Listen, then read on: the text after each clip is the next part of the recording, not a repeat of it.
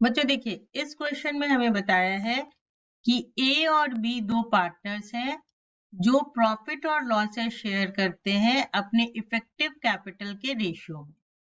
उन्होंने 1,60,000 रिस्पेक्टिवली 1 जनवरी को उनका कैपिटल है, 1 जनवरी 2023 को। उसके बाद कब किसने कितना इंट्रोड्यूस किया, कितना विड्रॉ किया, वो हमें गिवन है।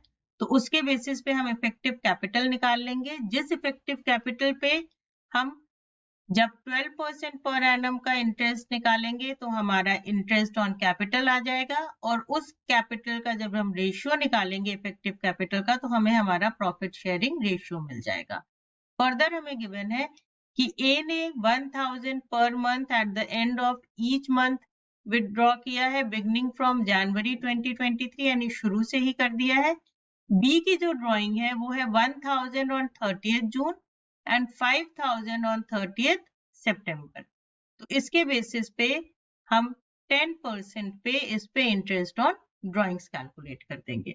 तो हम सबसे पहले जो चीज कैलकुलेट करेंगे वो होगी हमारी इफेक्टिव कैपिटल। तो इफेक्टिव कैपिटल हम ए और बी का अलग अलग निकाल लेते हैं।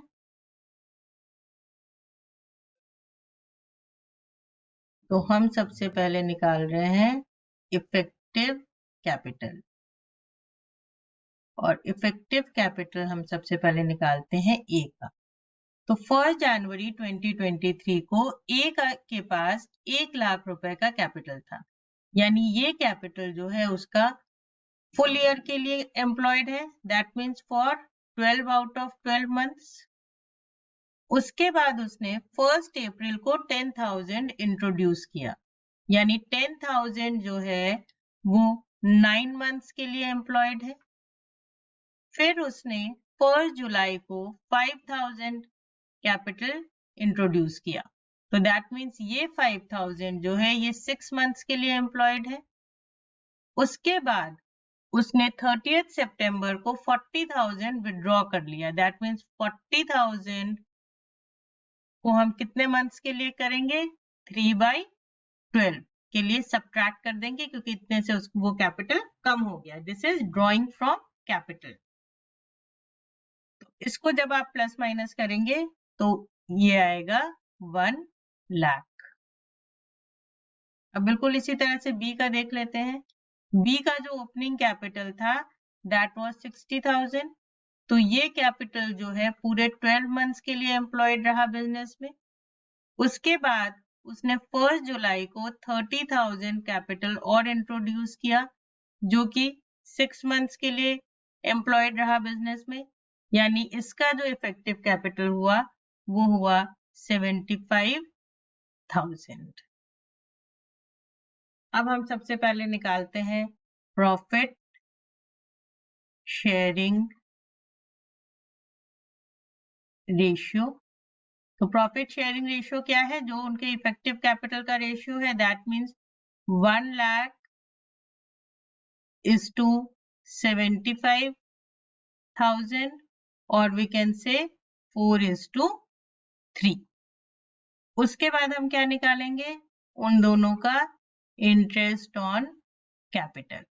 तो ए का इंटरेस्ट ऑन कैपिटल जो होगा दैट विल बी उसका effective capital which is 1 lakh multiplied by rate of interest. तो रेट ऑफ इंटरेस्ट है 12%, तो ये हो जाएगा 12,000। और बी का होगा उसका effective capital that is 75,000 multiplied by rate of interest that is 12%, and this will be 9,000। उसके बाद इंटरेस्ट ऑन ड्राइंग्स। तो अगर हम ड्राइंग्स का इंटरेस्ट देखें तो सबसे पहले ए ने every month at the end of the month 1,000 rupees withdraw किए, यानी उसकी एनुअल ड्राइंग कितनी हो गई 1,000 मल्टीप्लाइड बाय 12, क्योंकि उसने जनवरी से ही विदड्रॉ करना शुरू कर दिया था।